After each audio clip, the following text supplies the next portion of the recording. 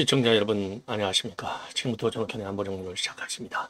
자, 우선요 오늘 뭐 중요한 우리 뉴스거리 중에 하나가 이제 윤 대통령의 2차 체포, 이게 될 것이냐 안 될 것이냐. 제가 어제도 심야 방송을 통해서 말씀드렸지만은요, 윤 대통령이 비상한 이 각오로 마지막 승부수까지 다 가지고 있었다. 독직 폭행이다. 이 독직 폭행 권리거든요. 권력을 남용한 폭력 행사. 자, 그래서 이 독직 폭행 혐의로 마지막까지 하겠다. 그리고 이제 교도관들에 대해서도 이렇게 강제 체포를 집행할 경우에는 거기에 대한 법적 책임을 추구하겠다까지 나왔어요. 자, 그러다 보니까 이 작전이 결국은 통했습니다. 그래서 지금 방금 전 속보, 속보인데요. 이거를 보면 결국은 이제 특검이 체포 영장 집행을 포기했어요. 이런 무식한 그 특검입니다. 아니 특검, 검찰 어쨌든 간에 검찰 그러면 법과 규정을 지켜야 될 거 아니에요. 야, 이재명의 명령이 우위냐, 아니면 정성우의 명령이 우위냐, 아니면 헌법과 법률이 우위냐, 이게 기본의 기본을 다시 묻지 않을 수 없어요. 자, 이게 오늘날의 대한민국의 법치의 붕괴 현상이라고 아니할 수 없습니다. 이미 관련 법에도 말이죠, 자해하거나 또는 다른 사람을 뭐 이렇게 이제 해야 할 우려가 있거나 이럴 때만 제한적으로 그야말로 강제 체포할 수 있다. 이런 이 법규가 분명하게 살아 있어요. 그렇게 분명하게 살아 있기 때문에 아무리 법무장관이 정성호만 속된 말로 쪽팔려 버린 거죠. 장관이 영이 서야 될 거 아니에요. 장관이 영이 설 수 있는 명령을 내려야 되는 거지. 장관이 어제 뭐랬어요. 이 정성호가 무조건 체포라는 식으로 지령을 내려놨잖아요. 이게 절대로 오늘 아니 이게 장관의 명령보다 더 중요한 게 뭡니까? 천부인권이에요. 인권이라고 하는 것은 오늘날 전 세계가 이건 하늘서부터 천부, 하늘이 내려준 권한이다. 이게 전 세계적인 통상적인 이게 관례이고 현 법치의 현실입니다. 전 세계가 그래요. 물론 중국, 북한, 러시아, 그 다음에 뭐 이란 이런 나라 빼놓고요. 자유민주주의를 채택하고 있는 나라에서는 인권은 이제 이게 자연권적 권리로 보는 것이지 그냥 뭐 누구 통치권자가 이렇게 부여했다. 그래서 통치권자가 싫어하면 요거를 제한할 수 이런 지금 해석을 안 하고 있어요. 이건 전 세계적인 현상이거든요. 자, 이거를 갖다가 법무장관이 모를 리가 없잖아요. 법무장관이 모를 리가 없는데 이런 무식한 더군다나 법무장관도 이 사람도 법률가잖아요. 법률가. 그래도 명색이 서울법대 나온 인간인데 이렇게 무리하게 지시를 한 거야. 설령 이재명이가 대통령으로서 지시를 한다라도 관련 법규에 따르면 이러고 해서 아니 되옵니다. 라고 했어야죠. 아니 이미 저 윤석열 대통령이 수감된 상태에서 재판받고 수사를 받는 거 그 자체가 전직 대통령수의 우위상이라든가 이런 거하고는 아무 관계가 없어요. 윤 대통령도 그렇게 이미 얘기했습니까? 증거인멸. 아니 지금 국무위원들마저도 전부 자기 필요에 의해서 자기 중심적으로 사고하고 수사기관에서 지금 내가 입장을 밝히고 있는데 내가 무슨 증거를 인멸할 힘이 있느냐라고까지 실토를 했지 않습니까? 이 정도면 지금 윤 대통령의 우위상이라 또 영향력 또는 명예 이런 거는요 땅에 떨어진 정도 아니라 땅 바닥 속으로 들어가 있어요. 그런데 이거를 갖다가 또 죽이겠다고 강제 인치를 해서 망신을 주겠다고 하니 이거 우리 국민들이 무슨 바보입니까? 자, 조위가 얘기했던 간에 우리 국민들이 말이죠. 개 돼지입니까? 가분개, 조국의 유명한 말 한마디 했잖아요. 자, 그런데 조국 이런 인간을 말이죠. 부부간에 자기 아들, 딸 하나만 좋은 대학교 보내려고 완전히 온갖 문서 더러운 짓은 다 해놓은 인간한테 사면하고 압박을 가는 문재인 하며 그런 인간한테 빚졌다고 하면서 사면해달라고 우상호가 양산에 내려가니까 그런 얘기를 하면 전직 그 문재인 하며 이런 인간이니까 아니 빵 장사하는데 무슨 놈의 전직 대통령이에요. 빵 장사하고 있는 인간이 무슨 전직 대통령으로서의 예우를 해가지고 대통령 명예 예우 수다인지 뭐 뭔지 연간 5억이 넘는다는 거 아니에요. 연간 5억. 아니 연간 5억 넘어. 그걸 가지고 지금 책 장사만 하는 게 아니라 뭐 책 장사까지는 뭐 자기 직업 선택의 자유가 있으니까 거기에 빵 장사, 커피 장사까지 하냐고요. 여러분들 요즘 식당 가보시면 커피는 그냥 무제한 공짜야. 몇 잔 먹냐고 물어보지도 않아요. 몇 잔 먹냐고.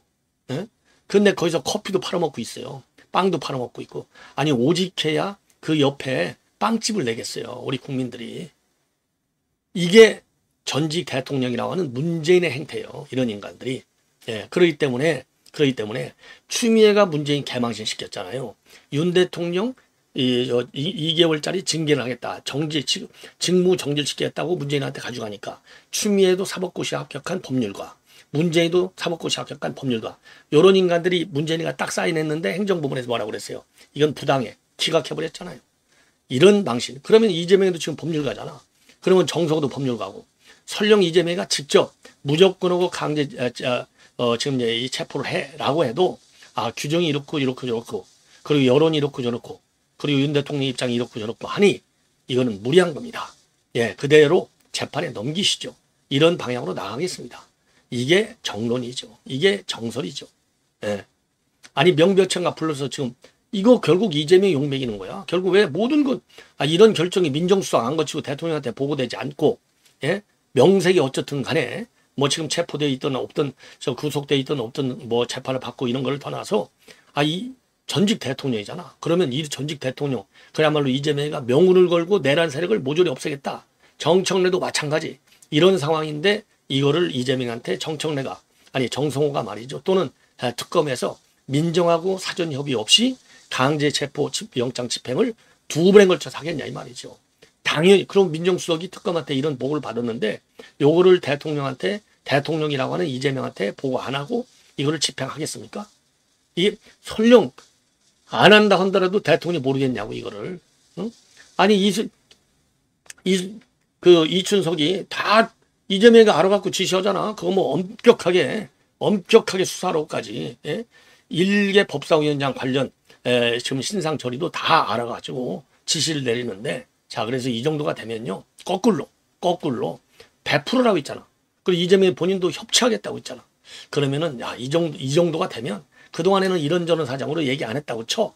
예. 그러나 지금부터는 이제는 특검도 법과 원칙 그리고 관례를 중시해서 수사를 하라. 그리고 더 중요한 것은 우리 국민들의 이 높은 정치의식, 그리고 그 다음에는 윤 대통령 사안과 관련해서는 지금 이제 국제사회가 이걸 쳐다보고 있어요. 국제사회가.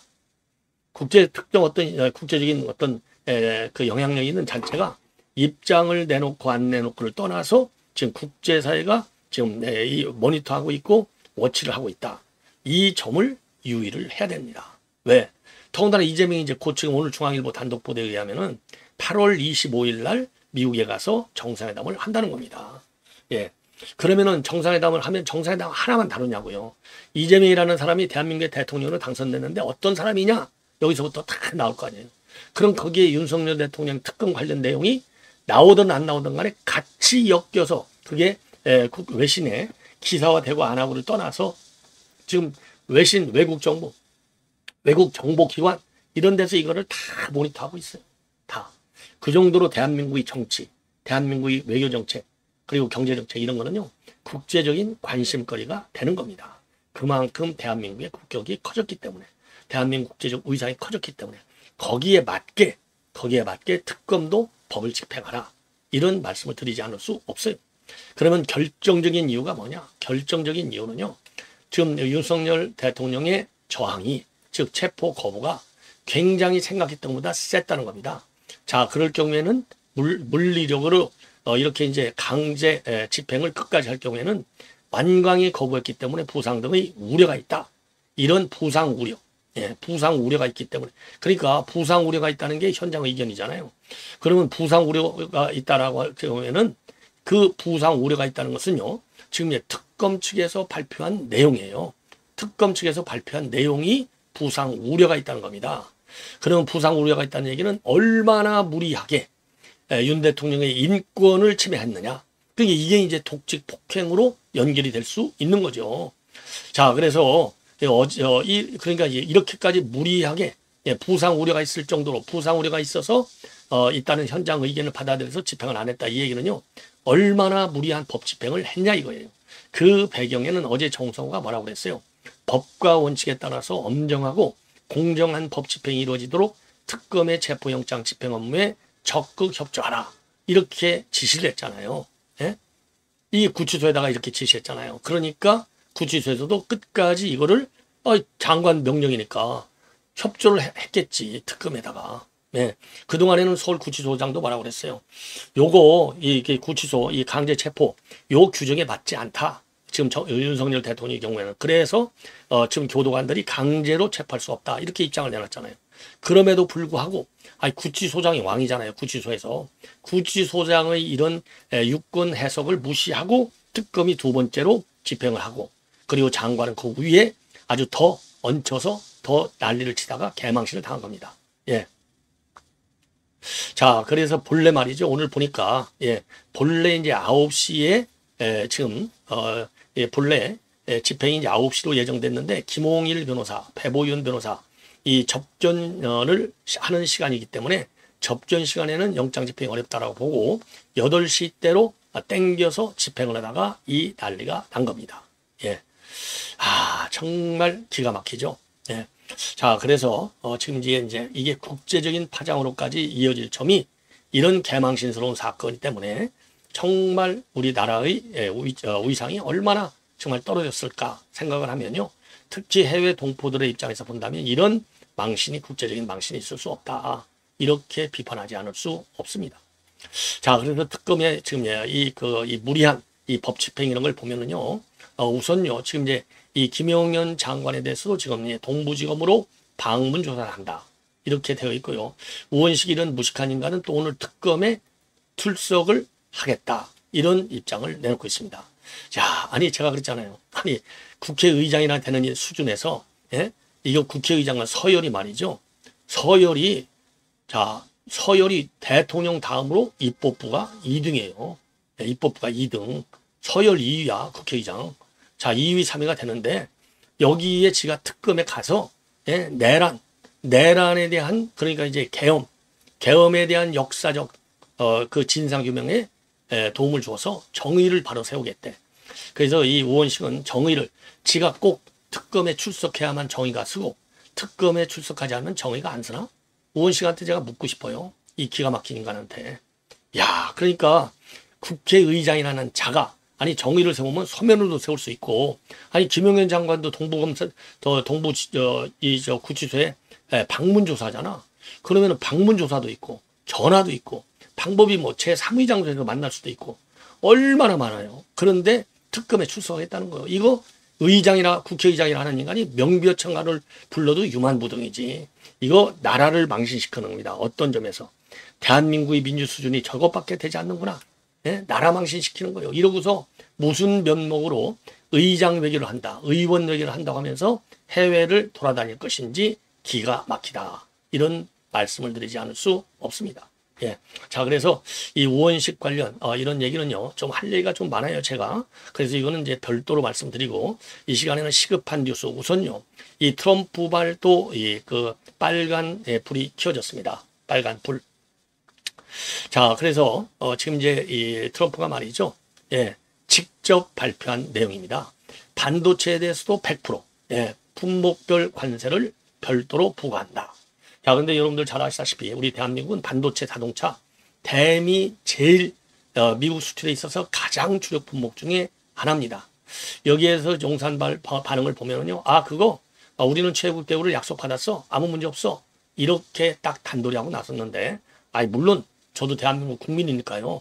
당연히 지난번에 약속을 받았다는 말이 100% 진실이라면 그대로 그럼 우리는 걱정 안 해도 되겠네 하고 넘어갔으면 좋겠으나 여러 가지 사정으로 볼 때 지난번에 정말 트럼프가 최혜국 대우라 이렇게 약속을 정말 한 게 맞는지 그리고 약속을 했다면 그 약속은 정말 지켜질 수 있다고 믿는지 지켜질 수 있다고 믿는지 그 근거는 뭔지 이런 거를 제가 지금 질문을 하고 싶어요. 정부 당국에. 왜냐?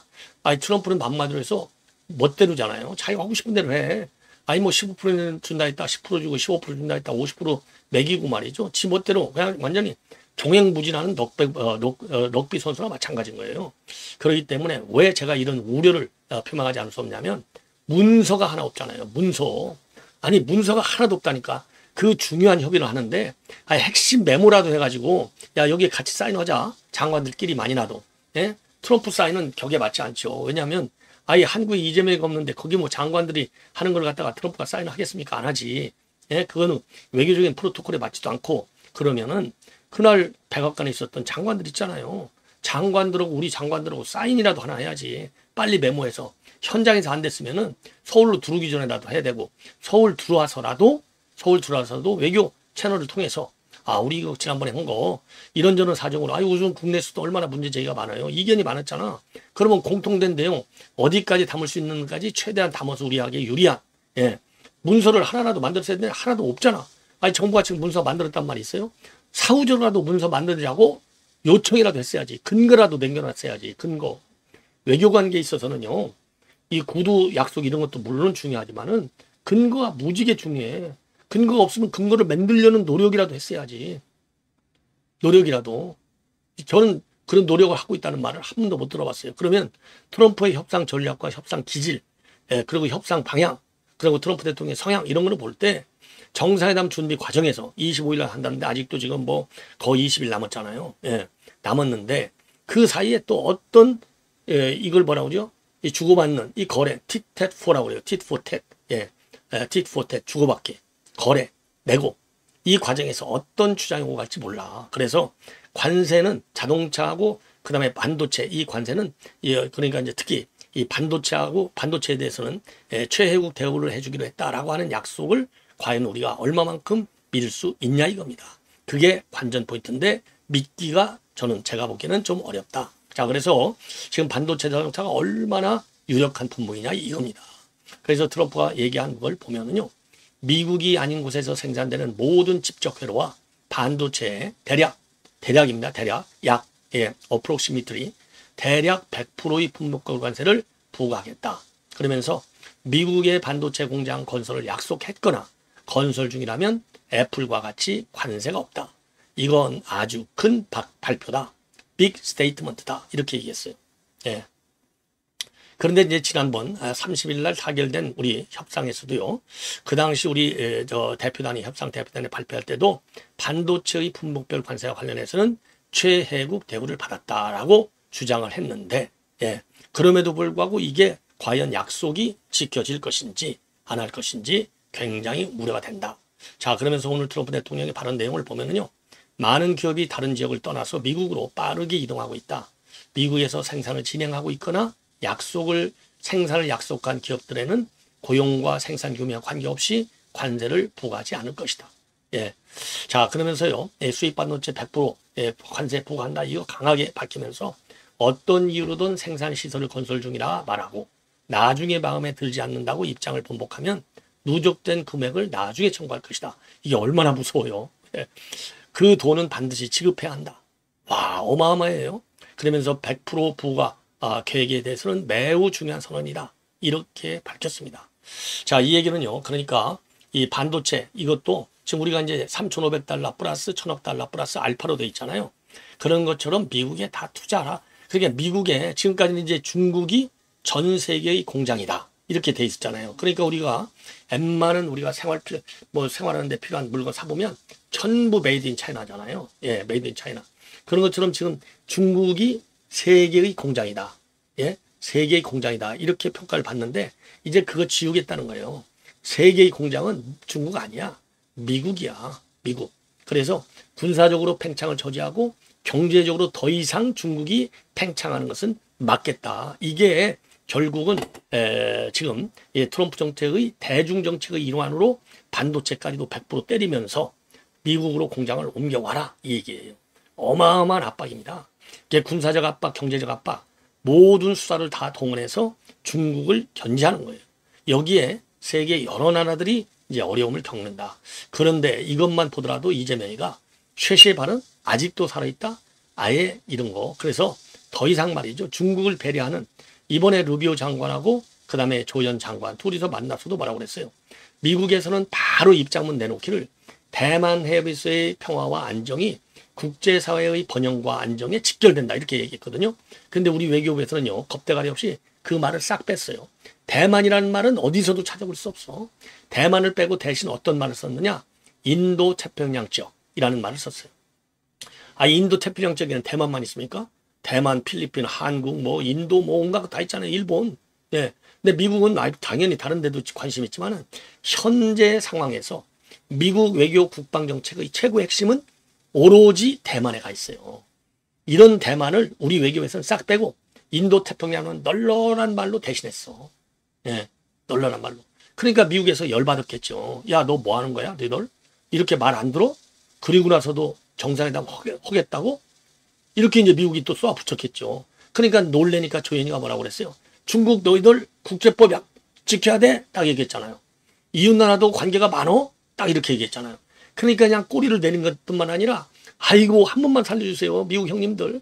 제가 중국한테 국제법 지키라고 지금 대놓고 얘기했잖아요. 그러니까 이제 그거 없는 걸로 알고 정상회담 제대로 쫙 한번 하자고. 그러니까 이제 하루 이틀 지나서 8월 25일 한다. 이런 단독 보도가 우리 중앙일보에 보도됐어요. 제가 그랬잖아요. 지금 조현이가 국제법을 준수하라. 대놓고 중국한테 아주 이건 뭐 목에다가 칼을 들이댄 거거든요. 비수. 예. 이 정도면 아니 조현이 입에서 그 말이 나올 수 있냐고요. 이재명이가 쉐쉐. 예? 외계인 침공이 이때나 가능한 얘기야. 이 정도로 얘기했는데 아이 중국한테 대고 무슨 뭐 국제법을 준수해야 돼. 이웃나라하고 너는 관계가 문제가 많잖아. 이렇게까지 얘기하냐고요.